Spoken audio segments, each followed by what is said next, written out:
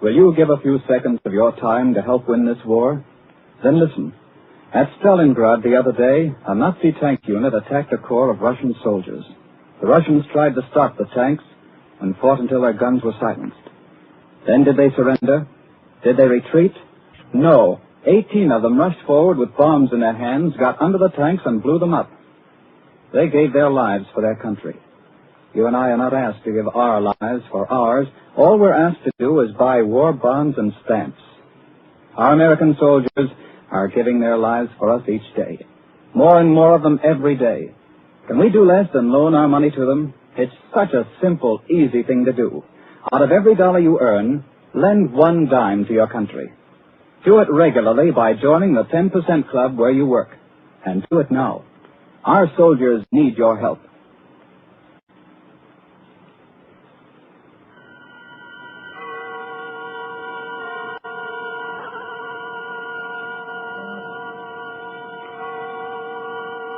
The Columbia Network takes pleasure in bringing you Suspense.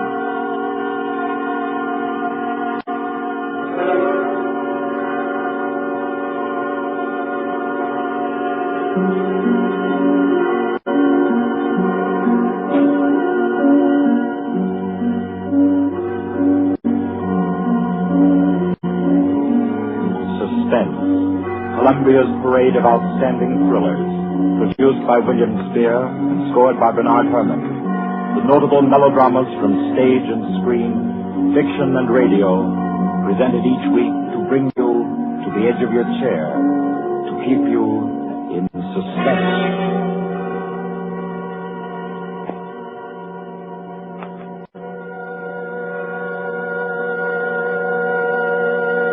Tonight's story deals with a remote and dangerous house, and a terrifying thing that happened there because the rain went on for days and days. It deals with a surgeon and a girl, a giant, and a young man who took a long chance. And over them all, the moan of the night wind and the ceaseless roar of the storm. For your suspenseful listening, we invite you to learn about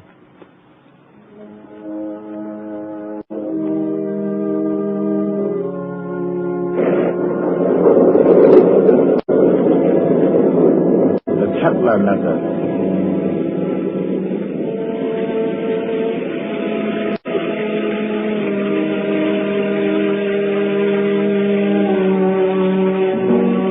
Four days of rain have been, ceaseless, teeming, pouring with a steady, relentless rhythm. 4 solid days. The fields around Culston had been turned into huge puddles that reflected the heavy, swollen sky. And Dr. Morrissey was stirred by a deep anxiety. He stood beside a window in his sanatorium, which rose high on a lonely hill, a few miles from the little town of Culston, and stared into the jagged, spraying screen of rain. It was just 3 o'clock. 3 o'clock of an afternoon he would long remember. He was on the point of sending for Caffrey, the ward attendant, when the door opened, and Caffrey came in, pale, disturbed. Dr. Morrissey. Is there anything wrong, Caffrey? I don't know. There's a feeling down in the ward. Feeling? This rain's going on too long. The patient's getting uneasy? They're bound to, ain't they? If a guy with good nerves gets jumpy, you can imagine what it does to theirs. Seem to be affecting anyone in particular? Number 5's been carrying on. Kettler? Yeah. I brought him up. Nurse Carter's waiting with him out in the hall. Bad as that? He's upsetting the others. Keeps asking for some guy named Benham. Oh, that's the man he killed. I didn't know he was homicidal. Oh, it was an accident. He was performing a brain surgery on Benham and... Him? Oh, Kettler was a very important surgeon, Caffrey. Didn't you know that? He keeps saying so, but... It's perfectly true. Very successful Dr. Kettler was. Until he perfected an operative procedure that he called the Kettler Method. A new process of brain operation. Spent most of his life on it and... Well, when he tried it for the first time on this young lad Benham, and Benham died on the table, it unbalanced his mind. I've got to go back down there now. I think you'd better wait while I talk with Kettler. Okay, I'll bring him in. But don't make it long. I don't like the feel of things around here. Nurse, Miss Carter. Yes, we're coming. You can bring him in now. Come along. Dr. Morrissey wants to see you. Does he now? Does he? Come in, Kettler. I'd like to ask Dr. Morrissey a question. I'd like to ask him a question. Yes, Dr. Kettler. I should like to ask him where Laird Benham is. I know he'll never tell me. But I will, Kettler. Laird Benham is buried somewhere out there under the rain. He is at peace, Kettler. Can't you forget about him? Just forget. You'd all like me to forget about him, wouldn't you? Then you could keep him hidden away forever, couldn't you? Benham is dead, Kettler. You know that. Benham died. He did not. He's alive. He was alive when you and the rest of the envious medical profession stole him from the operating table. Kidnapped him with my bandages still around his head. You were determined to make the Kettler Method seem a failure, weren't you? Weren't you? Easy now. Believe me, Kettler. I Benham know where died. he is now, Dr. Morrissey. He's in the cellar under the ward downstairs, isn't he? Isn't he? Kettler. Let me see it. Laird Benham. Oh, you'd better take him down, Kettler. All right. Come along now, sir. I'll take him, nurse. You won't show him to me. Even though it would make me well again. My cellars are empty, Kettler. Believe me, Benham isn't there. You sit there in power and order me away. Come on, Kettler. There's something I have to say. I've always been above violence, Dr. Morrissey. But the time comes when there's no other course. This is a warning, Doctor. A warning. And the joke is that you won't heed it. Come on with you. You won't heed it now. But you'll remember it. And soon you'll remember it. Tables turn, Dr. Morrissey. Tables turn.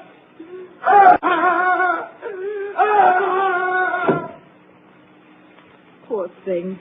I'm afraid I'm failing with him. Failing completely. But you're not.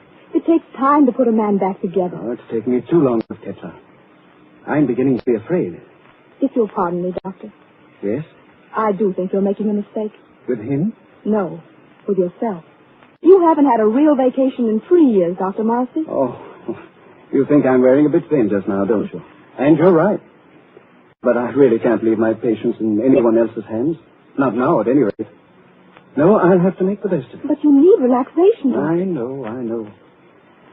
Well, I hope to soothe my ragged nerves somewhat over this weekend. Oh? I've some friends coming down from the city Friday night. Leslie and Claire Winton. Young married couple, newlyweds. And I'm just going to relax with them and forget everything until Monday morning. You must, Doctor. You do need it so badly. Oh, by the way, Doctor. Yes? I slipped some those new sample bandages into your coat pocket. Thanks. I'll have a look at them. I think they're quite good. The salesman said that... Yes, nurse. What is it? Did you hear something? Thunder, wasn't it? Something else besides thunder. I thought it. Oh, I didn't hear it. My nerves must be getting the best of me. Perhaps it's a case of nurse heal thyself, eh? I'm not the only one who needs a rest. You know, it might be a very good idea if we both...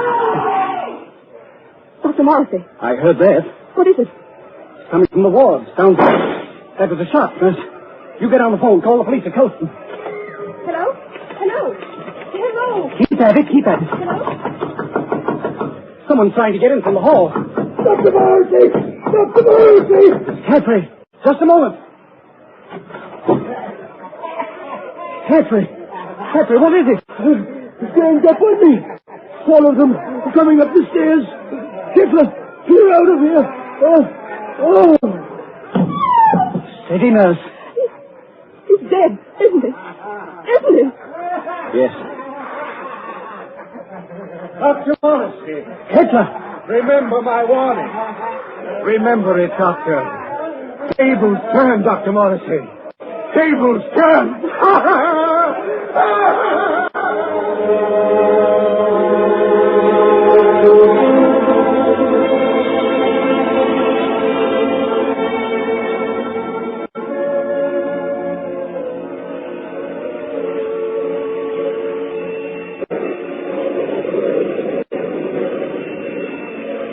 It rained for 3 more days.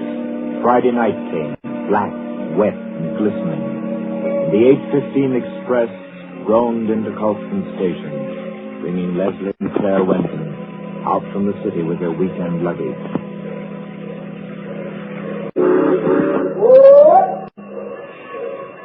Isn't Isn't Dr. Morrissey sending his car for us, Leslie? Yes, Claire. The chauffeur was supposed to drive us over to the sanatorium to pick up the doc, and then we're all going over to his house together. I don't see any car, do you? I don't see anything but water.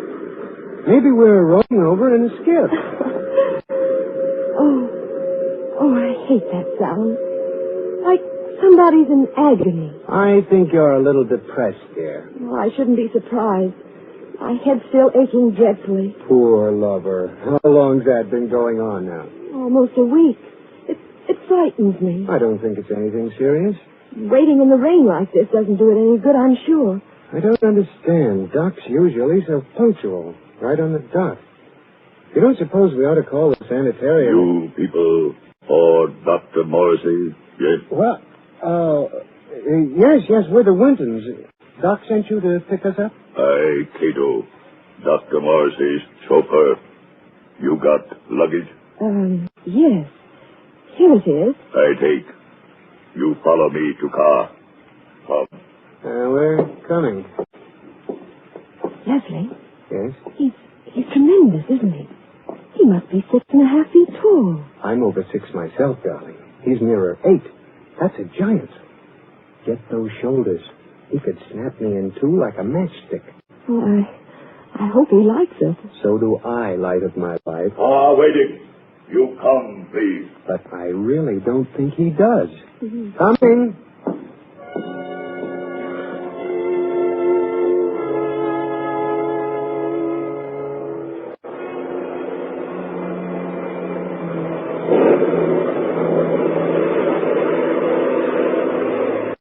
The heavy car lurched and hurtled over the rain-soaked road, tearing wildly through the dark and careening up the hillside toward the stark walls of the sanitarium. It skidded to a standstill in front of the main entrance, and cold black Cato led them inside. The brightly lit corridors were deserted, silent, like hallways in a nightmare. Claire was aware of her headache growing steadily worse as Cato opened the double doors and ushered them into the waiting room. You'll tell Dr. Morrissey we're here, huh? Doctor, be with you soon. You do not go away. Yes, thanks.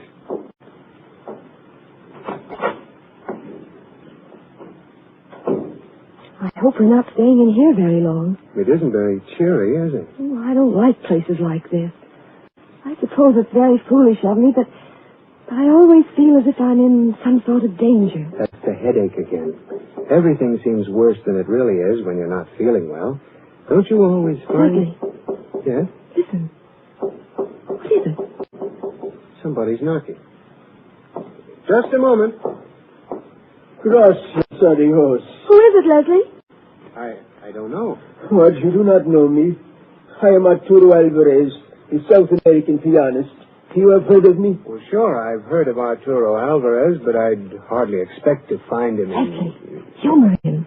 Oh, of course, for a moment I forgot where I was. I've heard of you, Mr. Alvarez. Is there anything I can do for you? Will you help me? I must get out of this place. Oh, sure. I came here several days ago to be treated for a mild nervous trouble. And now they won't let me go. I am being held a prisoner. And tonight I am scheduled to give a concert at Carnegie Hall, and I must get out of here. Please, will you help me? Number 10 out of the ward again, I see. How many times must I tell you that is strictly against the rules? I was doing nothing wrong. I was only telling this gentleman that I must be at Carnegie Hall for my concert. Yes. I'm sure the gentleman was very interested. Cato. Yes, Doctor. Cato, you will escort number 10 back to the ward and see to it that he doesn't wander back into the waiting room. No, I will not be taken back to the ward. Help me. Oh, no. Help me,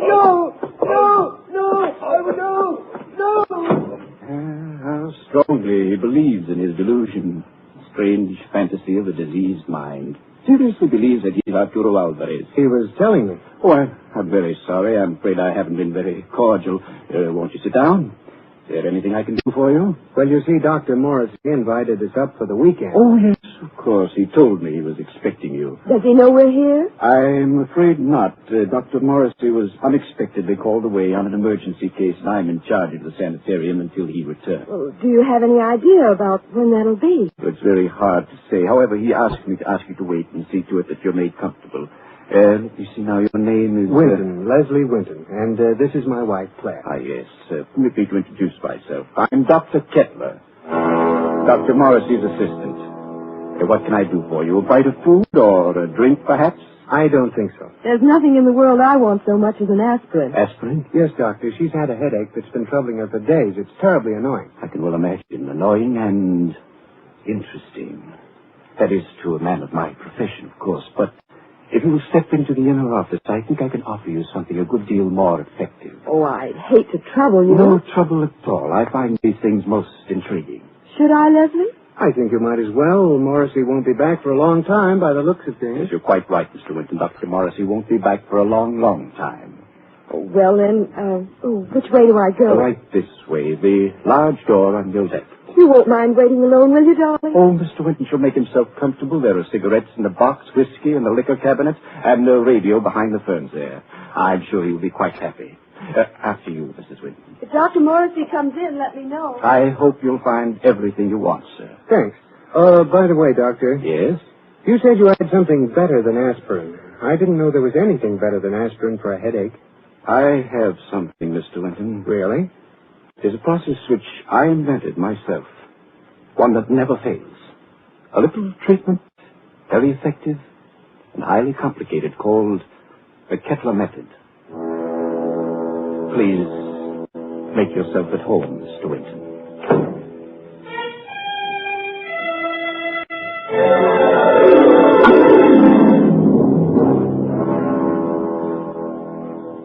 Leslie sat there, alone in the big waiting room for a while. Then creeps began setting in, and he thought to himself, maybe I'll have that drink after all. He rose and went over to the liquor cabinet that Kettler had pointed out to him, and opened it. Well, there's nothing in here but books. Yes, books. Books that were so thick with dust that it was clear they'd been there for months. No drink for Leslie. Maybe a cigarette. Kettler said the box was full. He picked it up and started opening it. Why, it isn't even a cigarette box. The darn thing's a bookend. Yes, that's just what it was. Leslie began to think it was a tough job making himself at home in that waiting room. And then the idea occurred to him. Maybe the radio works. He went over to the radio then, turned it on, and... We are sorry to announce that the program scheduled for this time from Carnegie Hall has been cancelled due to the mysterious disappearance of Arturo Alvarez, the noted South American pianist. Mr. Alvarez was known to be suffering from a minor nervous disorder and was last seen departing on a short trip to Culston in upstate New York. Alvarez. That guy is Alvarez. What's going on here? Claire! What? Dr. Kettler, open this door. Open it. Do you hear me? This Winton. You. Tell him to open up. Tell him. Doctor send me. Tell you, young lady, headache bad. Very bad. What do you mean? He operate. Operate? He say take long time. He say you not wait. You come back tomorrow. Operate? No. Kettler! Claire, can you hear me? Of course he can hear you, Mr. Winton. The operating table is just inside the door. Bring her out here. Let her go, I tell you, Kettler. But I find that an operation is indicated, Mr. Winton. I forbid you to touch her. You forbid? You? I'm in charge here. No one forbids me. Do you understand? You're insane. If you lay your hands on her, I'll kill you. So help me, I'll kill you. Very well, Mr. Winton. You do not wish me to operate. That's all there is to it. I would scarcely force my services upon you.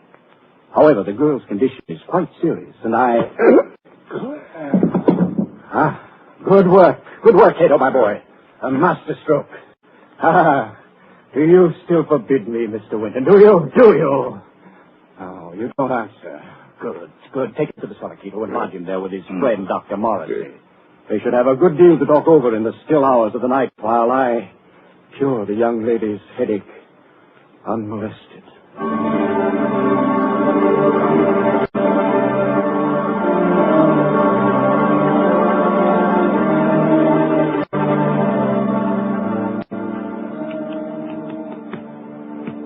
You've got to pull yourself together, Leslie. Now try to think. Cato brought you down a few moments ago. You've been hit in the head. Can you remember? Yes, I was talking to Kettler, trying to make him let Claire go. Claire? Oh, good Lord, Morrissey. Where is she? He's got her. Kettler? She's on that operating table up there. We've got to do something. We've got to do something. Well, I'm afraid there's not much we can do. I've been here for 3 days and nights. What happened? It was a nightmare come to life. I'd had Kettler in my office for treatment. Yeah? He was off on a wild tangent, insisting that I had a man whom he had killed hidden down here in the cellar. That I and the rest of the medical profession had kidnapped him off the operating table with his head still swathed. He thinks I've been keeping this venom from him all along, even though I've known that just one side of him would cure his mental disorders. He hates me with every fiber of his twisted brain. He's a dangerous case, Leslie. He'll kill Claire? He may. There's a slim chance he won't. What's that? Well, all the surgical instruments are locked away. It's possible they may not be able to find it. Isn't there any way we can get out of here? Well, couldn't I have used it? Where does that corridor lead to? To the staircase that goes to the first floor. Well? Not a chance. Comes out in the operating room, and they keep that door locked as tight as a drum. Besides, Kettler still has the pistol he took from my nurse. I've got to think. I've got to. My head hurts so I can't make good sense. Let's see that. I think they gave you a nasty cut. Oh, it doesn't matter. Say, Doc. Yes? What was his name? Who? The guy Kettler thought you were keeping from him, the one he killed. Benham. Led Benham. Why? Was he a young fellow? Yes, rather tall, slender chap. Say, Doc, do you have any bandages down here? What? Bandages. Why, yes, I think so. They're stored down here. Enough to bandage my whole head, face, and everything? Why? I might have a chance of getting through that door up there.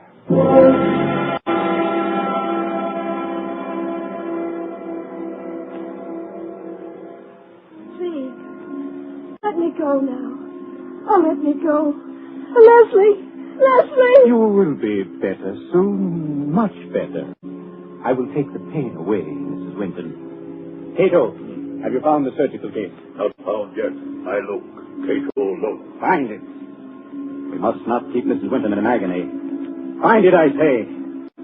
You'll have to create some order in this place. I want my instruments at hand on a moment's notice. Please, let me go. Oh, let me go. You shall be well again, my dear. I promise you shall be. Doctor, here, tall, white cabinet behind curtain. That's it. Open it, Cato. Locked.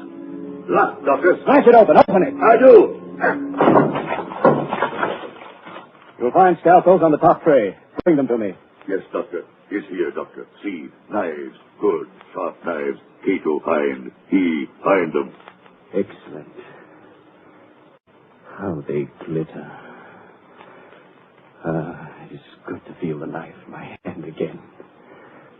Put the others right beside my pistol here on the table. Please. Oh, please. There, my girl. I shall expend all my genius on you. You shall be well again. No. No. No. Now to work. What was that? Who's there? Dr. Kettler, Who is it? I have found my way back to you. Open the door, Dr. Kettler. I've come back again. Who are you? You remember? You remember Laird Benham? Cato! Cato! Yes, Doctor. The door! Let him in! He's come back! Let him in, I say! Yes, Doctor. Oh, let me out of here. He's come back, Cato. Dr. Kettler. Benham, I knew it. I knew it all along. You're alive. You're living. Yes, Dr. Kettler. You. Just as they took you from the table. Yes. They took me away before the operation was complete. Finish it now. Hurry. I can't live much longer. I'm about to die. No! Cato! Get Benham out of the table. Girl on table. Take her off. Take her out of here. Put her in the cellar. Let Benham take her place. At once, you hear? Yes, Doctor. Cato. No. No, I won't be put in the cellar. I won't. It might be well if you went down into the cellar, you know. It's nice down there. You'll see old friends, perhaps. Old friends who need help. Hurry! Hurry, I say! Yes, Doctor. Come. I'm coming. Are you all right, Benham? Weaker. Cato! Cato! Cato, close door. No, stop wasting time. Leave the door alone. Help me. Help me get Benham on the table. Yes, Doctor. Cato, do. That's right. Now listen carefully. Yes. Good. Oh. Now, lie back. Lie back. Gently. Gently. All right. Careful now. Here we are. Cato, give me the knife. Yes, Doctor. Take off the bandages. From the top, Cato. That's correct. That's proper procedure. Yeah, now that's... I thought his hair was blonde, not black. Well, perhaps I've forgotten. I've forgotten so many things. There was a scar on his forehead. I clearly remember a scar on his forehead. Maybe I imagined that too. This was someone else with brown eyes. Denham, didn't you have blue eyes? I know they were blue. And your nose. Your nose was thinner and longer. Yes. Yes. And your lips. You had thick lips. That I know. Bandages off, Doctor. Dr. Kettler, there's a trick here. You're not Denham. You're not Denham. You're that young Mr. Winter. Dr. Kettler, listen to me. Cheat. So you wanted me to finish it, did you? Yes, Mr. Winton, I will. Hold him, Cato. Hold him. See the knife, Mr. Winton? Watch it glisten as it comes down, and into you.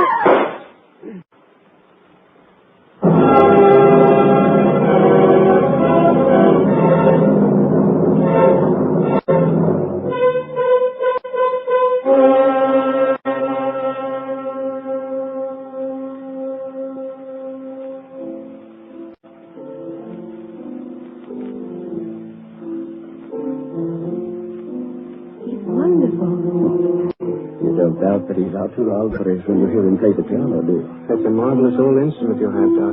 It was my mother. This old house has been in the family for generations. Who'd ever thought we'd be alive to sit in your house and listen to somebody play a concerto? We wouldn't have been. At least I wouldn't have been if you hadn't snatched that revolver off the table right out from under Kettler's nose before they threw you into the cellar. That was the lifesaver. Made the weekend perfect. I'm afraid it wasn't very restful. Hereafter, I'm spending all weekends in a cozy little corner under the L. It was worse for Claire than anybody. She had a dreadful time. It was ghastly, all right. Horrible. But you know something? What? My headache. It's completely gone.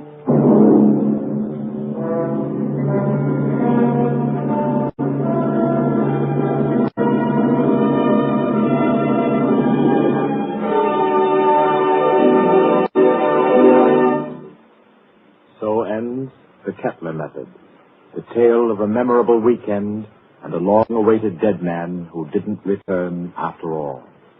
This was tonight's story of Suspense. Suspense is produced by William Spear. John Dietz is our director this evening. Tonight's radio drama was written by Peter Barry and scored by Bernard Herrmann. Roger De Koven was Dr. Kettler, John Gibson, Leslie Winton, and Gloria Stewart played Claire Winton. Others in the cast were Guy Rep, Martha Faulkner, Winfield Honey, and Ralph Smiley. Next week at this time, Columbia will bring you another selected story from the world's great literature of thrill. Another study in suspense.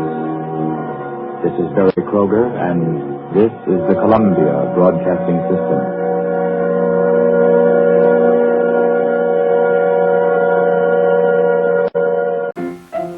Let's all go to the lobby. Let's all go to the lobby. Let's all go to the lobby to get ourselves a treat.